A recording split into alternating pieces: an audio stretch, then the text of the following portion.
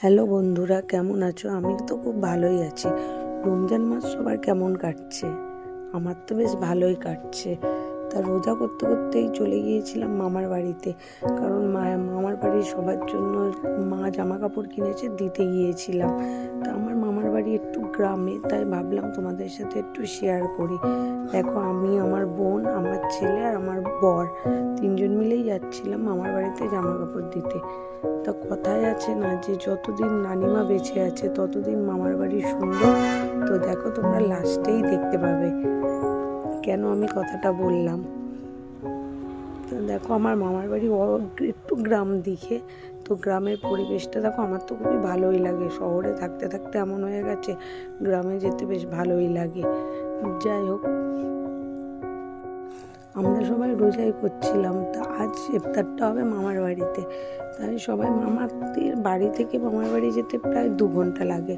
আমরা সেরকম টাইম অনুযায়ী বেরোইছি, যাতে গিয়ে মামার বাড়িতে ইফতার করতে পারি।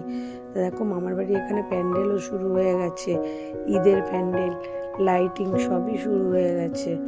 তা দেখেছো আমার মামার বাড়ি কতটা, মামার বাড়ির ওখানে পরিবেশটা খুব সুন্দর, চারিদিকে বাগান, রাস্তাঘাটও সুন্দর। বেশ আমার পরিবেশটা ভালোই লাগে, কারণ শহরে থেকে থেকে গ্রামে গেলে মনে হয় একটু খোলা নিঃশ্বাস নিতে পারছি।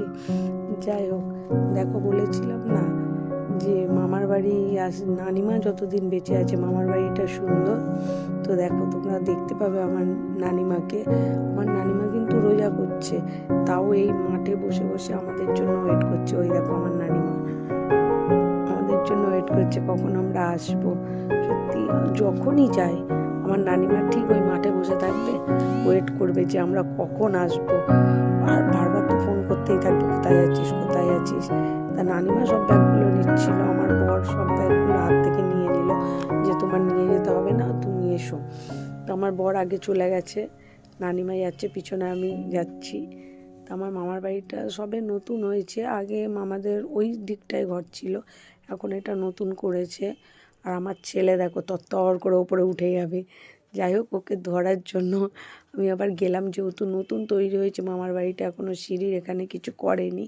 তো আমার ছেলে সোজা ছাদে উঠে গেছে, ও এখন ছাদে যাবে। আর আমার নানিমার অবস্থা দেখো, কাঠকুটো কীভাবে রেখেছে ছাদে, ওখানে আবার মুরগি